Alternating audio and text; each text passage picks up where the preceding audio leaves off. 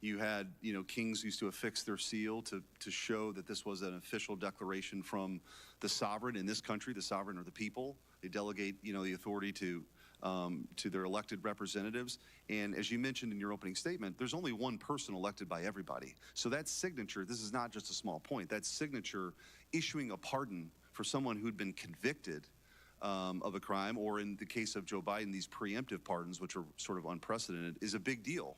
And I think that's part of the reason why we're here today. Mr. Spicer, I wanted to ask you, you alluded to this, but the media is so desperate to make sure President Trump never got back into office. Of course, you saw the lawfare that took place, but then, of course, this narrative that Joe Biden was fine, don't believe your lying eyes, and told that they couldn't deny it anymore based on the debate. Could you just kind of compare that to your experience when you were, press secretary for President Trump, to sort of the inquiries that were made daily about his mental acuity versus the inability to do that during the 4 years under Joe Biden? Well, Senator, in many cases, there was no inquiry. They would just run with a story, having guests on that would question his physical or mental acuity, speculate on it, bring guests on that would speculate it. We would often then push back on those kind of stories. That's in vast contrast to the lack of any kind of curiosity that existed throughout the 4 years of President Biden. And I think the difference was they would seize on the simplest thing with President Trump, whereas in President Biden's case, there was multiple issues of physical, mental confusion, him going in the wrong direction, him falling down, him misunderstanding an event or not being able to finish the sentence. That was never the case with President Trump. They were almost manufacturing instances in his case without actually trying to get to the bottom of a story or inquire within the press office to get our response. They would go with the story, then we'd push back. With Biden, my understanding from the conversations that I would have with the media is they would never ask. They just literally were basically afraid to go there. Senator Cornyn. Professor Harrison, it strikes me when talking about the auto pen, there are really two issues. One is the mechanical use of an auto pen in lieu of an actual signature by the president. But it seems to me that we're confronted with more important or more fundamental issues is, did the president know that the auto pen was being used for that purpose? And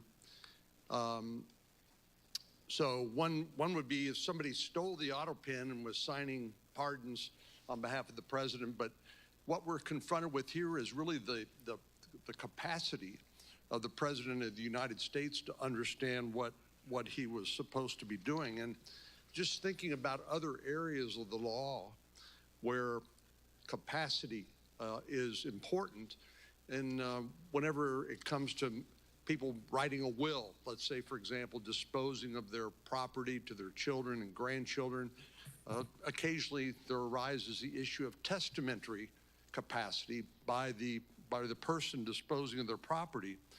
And generally speaking, to have testamentary capacity, that person must understand they're signing a will, they comprehend the nature and the extent of their property, they recognize their relationships with potential beneficiaries, and understand how the will disposes of their assets.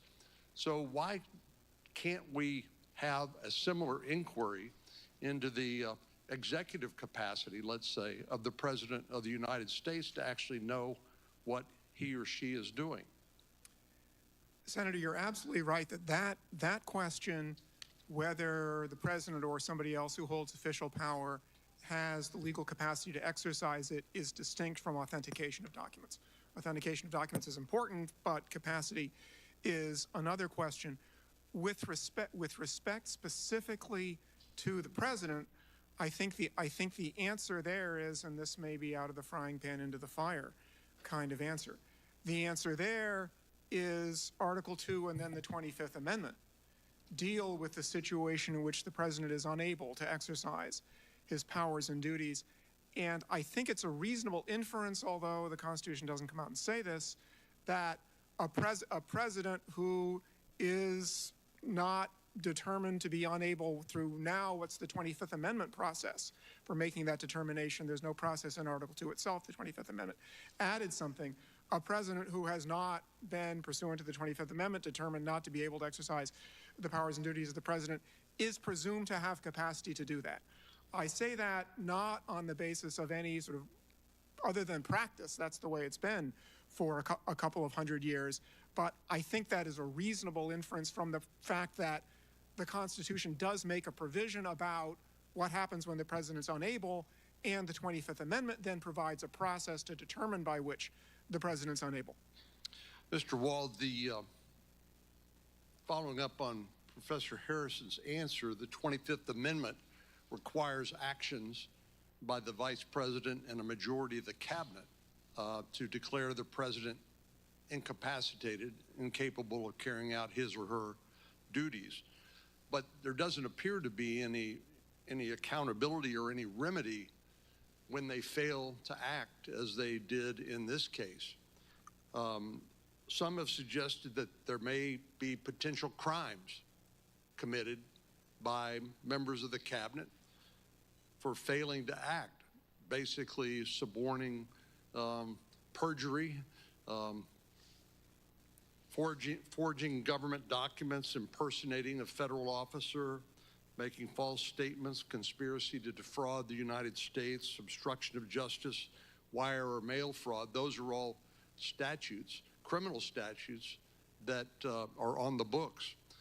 Do you think there's any application of any of those criminal statutes to the circumstances of the Biden presidency and his incapacity and the failure of those persons, only persons authorized to question that incapacity under the 25th Amendment, the failure on their part to act?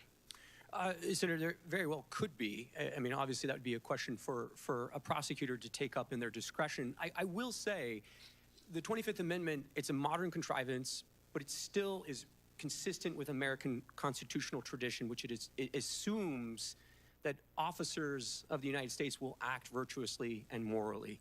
And the idea that members of the Cabinet would go to the length of avoiding the Oval Office so as to abdicate their responsibility to verify the appropriateness of the president's acuity or the ability to authenticate actions taken by the president. If that's not a constitutional scandal, I mean, honestly, I don't know what would constitute such. So, yeah, I mean, I think there could be the potential for crimes, but moreover, the 25th Amendment can only function in its procedural mechanisms if people are actually willing to call a spade a spade.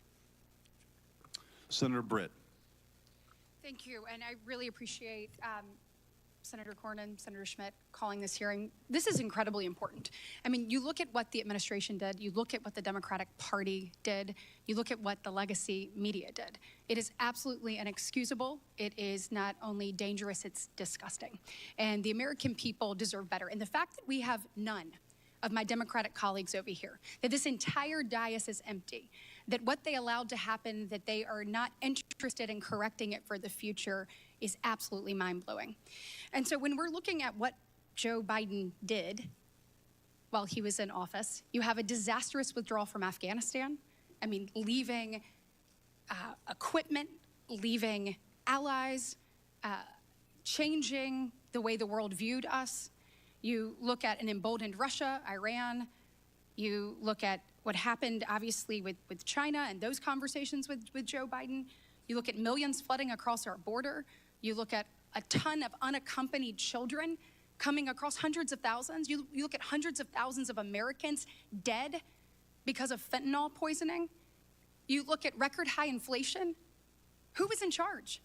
And the fact that not one Democrat colleague can show up and try to get answers to that, I hope the American people see that for exactly what it is. And so my questions to you is, how do we prevent this in the future? So we know that the 25th Amendment in the 1960s, we take a look at that. Section 4 was purposefully vague to allow for some flexibility. Clearly, it either didn't work or we have some people we need to hold accountable for not stepping up. So I want to know from you all, what do we need to do? Do you think that there need to be more guardrails when it comes to Section 4? Do you think that we need some more standards to evaluate that? And if so, what should those standards be? And Professor Harrison, I'd like to start with you. Senator, this is the question about further implementation of the Section 4 is one that has not received a lot of attention because fortunately, the country has not needed it very often. I think that this is a situation in which Congress's power is pretty limited because the Constitution, by design, put a somewhat vague but nevertheless meaningful concept, which is ability on the part of the president Right, and it also means in the good hands of a faith. political process. That's the Yes, last thing and I'll good say. faith. Yes. And I don't think, Yes. obviously, we don't have that here. Mr. Ward, do you have any opinion on that? Yes, Senator. So you said, should we hold folks accountable and should there be some reforms? The Yeah. answer would be both. Yes. So, your colleague on the Democrat side who did attend, Senator Welch, said, hey, this is just kind of retrospective. We need to move on. I would strenuously disagree with that. The only ability to move forward is if there's an accounting of what was undertaken under the Biden staff, the Biden personnel, the bureaucrats, and the cabinet. And one thing I'll just say is this very issue was debated by Republicans in 1988 in the Miller Commission report at the University of Virginia. Republicans had the open and honest, transparent discussion about the end of the Reagan presidency and whether or not there were other guardrails that needed to be imposed on the 25th Amendment. Some discussions were about the inclusion of a mental health professional on the White House medical team, whether the Surgeon General should oversee the inclusion of medical reporting as part of Section 4, Clause 4 of the 25th Amendment. All I'll say is all of those things have been set aside. There has been no legitimate discussion in the years since about how to make the 25th Amendment more robust and how it could actually operate in the instance that the president Right, and do we lacked need to capacity. more clearly define what unable means in the 25th Amendment? Oh, I think most certainly, and I think there should be. Look, the other issue, and a number of legal academics, former colleagues of Professor Harrison, have taken this up over the years. I mean, Professor Calabresi wrote about this 20 years ago, that there needs to be a more precise definition, and there are lots of issues related to succession. There clearly does, because, I mean, even from all of us from the outside, we're saying there is a problem. And the fact that we could get no one on the inside to actually take a look at what they already knew to exist and then be able to hold them accountable, we have to have other guardrails moving forward. And that is absolute. So we need to be talking today about what those guardrails are. I have a question. I'm running out of time. It's two things. One, senior staff. So I have been a senior staff member. You take an oath when you get to come and work in this body. You want to make sure you're doing what's best for the United States of America, for the state you serve, all of the things. Is there any way to hold senior staff accountable for either helping to cover up and or moving people to the side? Because it is clear that there are people within this administration that saw that, and they should be sitting in front of us today answering the question of why they turned their back on America, because that's exactly what they did. And so whether it's secretaries, whether it's people in the administration, or whether it is senior staff, we deserve some accountability and we deserve some answers. And then my last question will be for Mr. Spicer, legacy media. How in the world do we hold them accountable? If all of us on the outside can see it and we are saying, get to the bottom of this, but yet they refuse, what mechanism should we put in place to be able to hold them accountable for not actually following what is clearly in front of them? Senator, you're asking the right question. When it comes to accountability, it can't be overstated. When the Biden White House stripped 440 White House hard passes from independent journalists, they were attempting to control the narrative, to make sure that no one who wanted to hold them accountable was silenced. Part of what I think this administration has done so well is bringing in new voices, people from disparate backgrounds of all sorts, to ask the White House press secretary, to ask the senior staff, and to be able to hold them accountable. Part of it is allowing other voices in the media. We've seen what the legacy media did, but that's why I think the growth of independent media is so healthy for our democracy, and we need more of it, not less. Thank you. And then the senior staff question, please. Yeah, look, Senator, I mean, senior staff from the first Trump administration were brought in before committees and investigated for their participation in drafting the president's remarks on January 6th, for drafting a speech.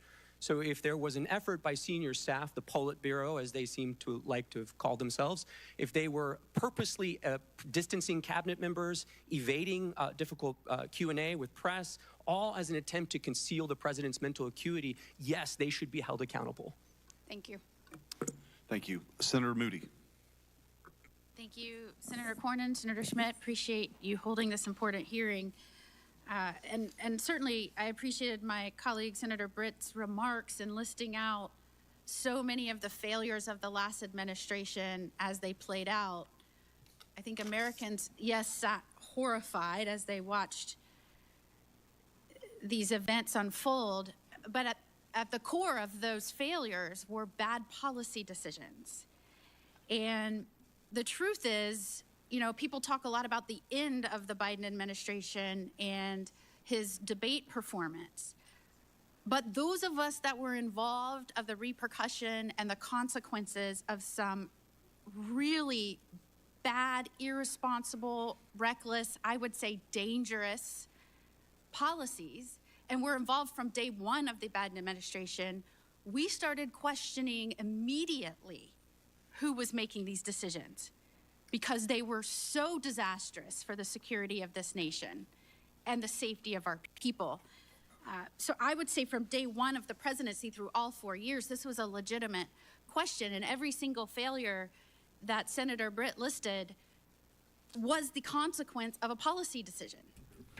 Déclaration, il y a ensemble sénateurs qui ont même appelé répondre question ou bien à poser question à des invités qui ont gagné pendant le panel ça, qui a fait autour de capacité, habilité ancien chef d'État pour prendre des décisions pour signer documents qui engageaient l'État américain.